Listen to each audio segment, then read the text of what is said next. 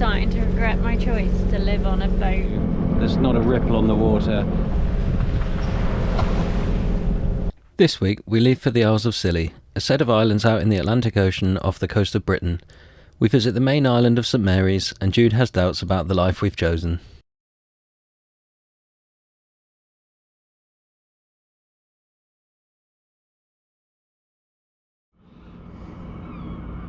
So it's about 5 o'clock in the morning. We've just had a go or no-go meeting for whether we should go to the Scillies or not.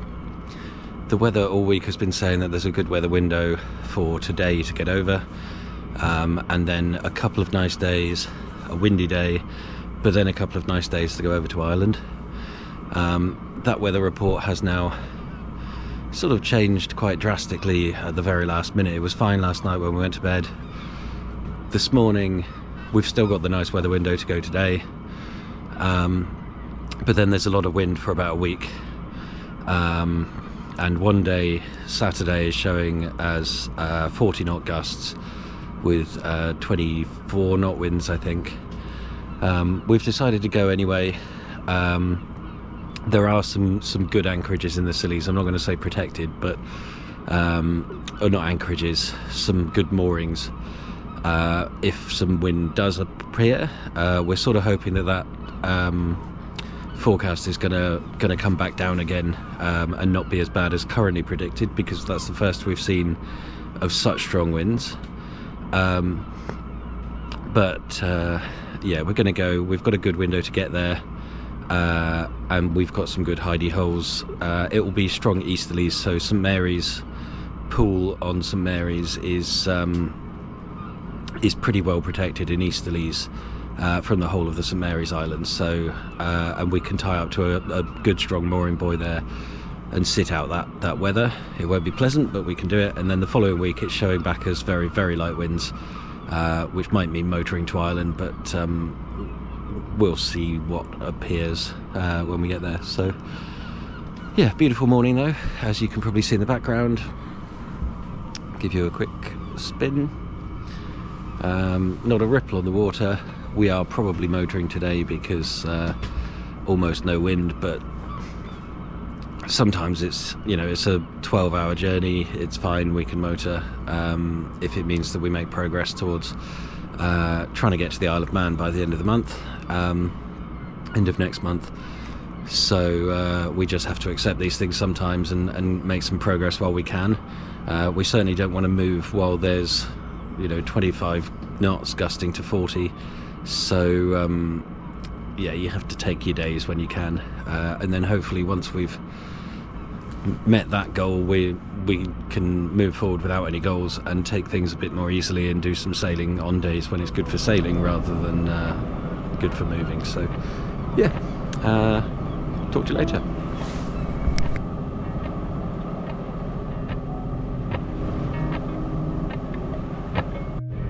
Appalachian sunrise meets my skin.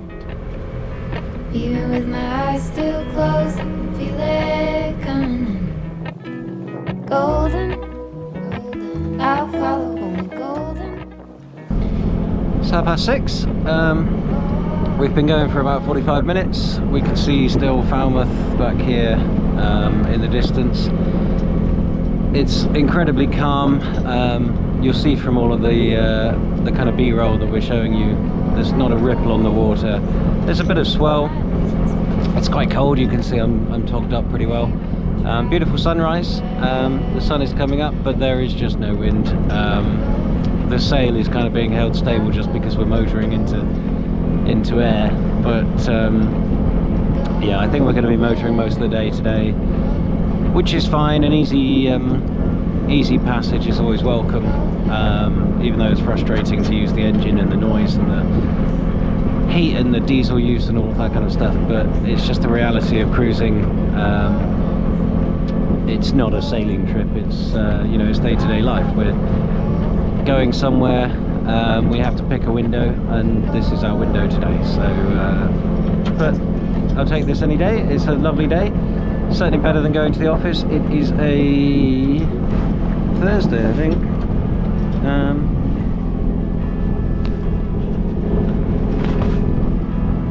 Yeah, it's a Thursday. We sort of lose track of days because it doesn't really matter. Unless we want to go to a shop. We got caught out the other day. It was a bank holiday in the UK, and a lot of things were closed or closing early. But other than that, we don't really care what day it is, because we get up. If we're going sailing, we go sailing, and if we're not going sailing, then we do something else. Clean the boat, do some maintenance, do some editing, or just relax. So far we've not had too many relaxed days, because there's been a lot to do. We're getting into the rhythm of things, but those days will come. Don't worry about that. And we bought a bottle of Tarquin's gin in Cornwall, so we're hoping to enjoy a couple of those in the Scillies. Mango flavour, I think, raspberry and mango, which should be nice. Catch up later. Gold birds, gold string, gold words, gold anything, golden. I follow only golden, golden, golden things, golden. I follow only golden, golden, golden things. We're still motoring. The wind hasn't quite picked up yet. Still hoping we might get a bit of sailing later.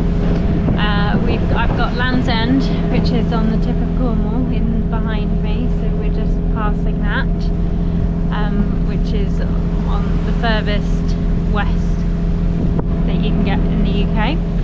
Great Britain. Great Britain. Great Britain. And yeah, we're hopefully making good way. The conditions are fine. There's a little bit of swell, but it's very far between, so that's quite good. And yeah, I'll keep you updated on the passage. I thought I'd do a quick little recording for you. Jude just mentioned Great Britain and United Kingdom. And for those that don't know, there's different ways to refer to where we are. So Great Britain is the island that consists of England, Wales and Scotland, and that's the name of the physical landmass that we live on. And then across the water you've got the island of Ireland, and that consists of Ire, which is the actual Irish part, and Northern Ireland, which is part of the United Kingdom. So properly it's called the United Kingdoms of Great Britain and Northern Ireland, which consists of Northern Ireland, Scotland, Wales and England. And as you can tell by the name, the kingdom, effectively that's what the monarchy in the UK was in charge of towards the end. That's changed now. The monarch is now head of state, but not really in charge of anything. All of the power has been handed to our government, so the monarch just is the person that we put on the banknotes. King Charles is a nice guy, goes around and does a lot of good in the world, does a lot of charity work, always has done, and has been a keen proponent of things like environmentalism since before it was a big thing. So hopefully that explains it. We often see that misrepresented online, people get it wrong all the time and refer to the United Kingdom when they mean England, or they say England when they actually mean United Kingdom, or getting United Kingdom and Great Britain mixed up. I don't think anyone really gets insulted by it. I think sometimes the Irish get annoyed when we include them when actually talking about Great Britain. I don't know. If you're Irish, let us know down below. But hopefully that's a very quick explainer for you. I'm back on watch again now. I've got 2 hours on, and Dave's downstairs having a bit of a rest. The wind hasn't quite picked up. There is a little bit. I think it's the wind we're making more than anything. But there's still a little bit of swell, but it's much more comfy than it was earlier, and the sea has got a really pretty teal colour. Hopefully we can get some shots of that. I don't know, Jude mentioned earlier, we did see some dolphins and we've had porpoises, Didn't manage to get any videos of them or anything, I don't think, because they were quite far away and they were clearly fishing and getting their dinner for the day, so they didn't come and play with our boat, unlike everyone else's that they seem to play with a lot. So yeah, we are about 4 hours away now. We've made fairly good progress, to be fair. I think getting up early was definitely worth it. It feels a bit weird coming from Solent, where normally you go somewhere and everyone's going there too. We've just set out. Yes, there's not much wind, but like there's maybe one other boat going our way. They were coming our way at the beginning and then turned around. Looks like they had to get fuel and they've started again now on their way, and we'll see soon whether or not they're coming. Got to go have a watch out now because we're coming towards some fishing boats, so we'll make sure we stay out of their way, see if they got any nets down or anything, make sure we don't hit them. But yeah, speak to you later.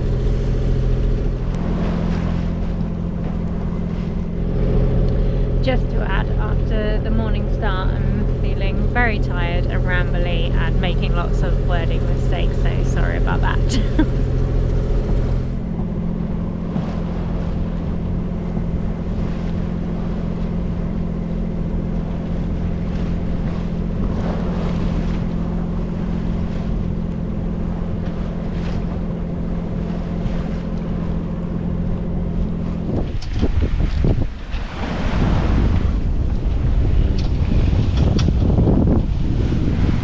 Not sure if you were able to see that on the screen.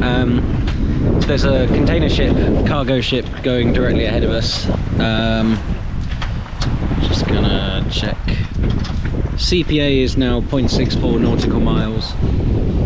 It's been coming towards us. We're just crossing the south of the traffic separation scheme between the Isles of Scilly and the coast of Britain Land's End. And so we're not actually in the TSS, but we're still following the course as if we're perpendicular to it anyway, just because that happens to be the direction that the Scillies are. But I've been monitoring this ship for probably an hour. It looked like we're on a collision course, so I called him up and just said, good afternoon. It looks like we're on a collision course. I'm just checking your intentions. The reason I did that is he's going to Zeebrugge. I can see that on the plotter on the AIS. So it would have been more convenient for him to turn behind me. And if he had done that and I had also turned to go behind him, then that would have just made the collision much more quick. So I called him up, said, what are your intentions? Looks like we're on a collision. He said, it's okay, I'm going to leave you down my port side. So that confirmed he was not going to turn behind us, which meant it was safe for me to turn slightly behind him, just both being slightly polite. I'm not in the TSS, so I'm free to turn slightly that way, but we're pretty much still perpendicular to it. And he's actually turned 20 or 25 degrees out of his way to go around us very politely. A lot of people are scared of big ships, but generally speaking, I mean, these are professional skippers that have spent years getting to where they are, and they're following the rules of the road, and the rules of the road are to turn away from other vessels. So we're under sail, so we are the stand-on vessel in this situation, and he just alters a few degrees, so that's all good. Without AIS though, it would be hard to really understand that enormous ship is going to turn to avoid you, so it kind of helps being able to see them to have that confidence.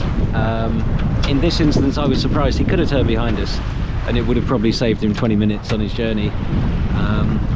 So thank you to Morning Crest, very nicely done, sir. And I will turn the camera. You might get a load of wind noise now, but just to see the ship as it's going in front of us.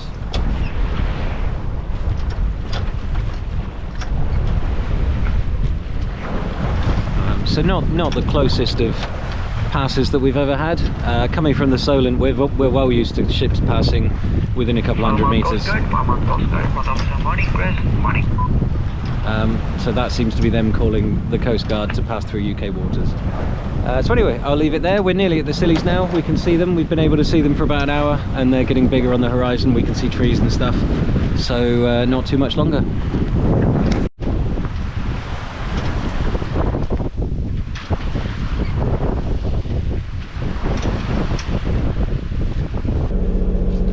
We're just coming round St Mary's in the Isles of Scilly and starting to regret my choice to live on a boat and sail the UK waters in April. The clouds just descended on all of the islands, and now we're about to try and pick up a mooring buoy most likely, and it's going to probably downpour on us, even though it's not predicted to, and you can just feel that it's very wet cloud. But yeah, and we've arrived and the weather keeps changing, and there's strong winds forecast and then breaks with no winds, and then it's just all looking disastrous. So just the real life thoughts of living on board are not positive right now. I'm sure they'll change when the sun comes back out though. Anyway.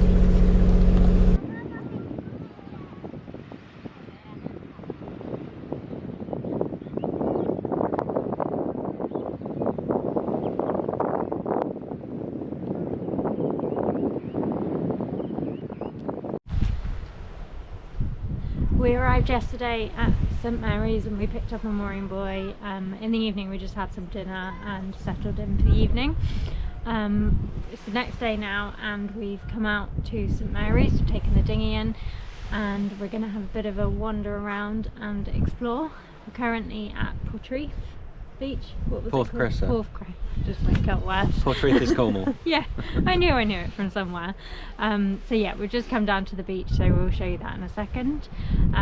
But yeah, we're probably just gonna have a wander to the old town, maybe explore a bit further, have some lunch out and see what else we find. And now that the weather's changed, how are you feeling about your life choices? Well, it's very overcast still, but yeah, after we got in and picked up the mooring buoy, I definitely felt a lot better. And once we were just cozy down below on the boat and not in the rain. But once, yeah, I am alright, really. It's just that it feels like the end of the world when you're on the boat and everything just feels like it's coming in on you. There are ups and downs. It's not all sunshine and sailing and flat seas, but hopefully the ups outweigh the downs. Yeah, we'll see. And we've got to get used to the bad weather. Obviously we just took our boat out previously for weekends or weeks at a time and we would avoid the bad weather, but now we've got to live in it, so we'll see what more exciting things happen to us on the way. But yeah, it is a worry in the back of your head about that all the time. Yep. Okay.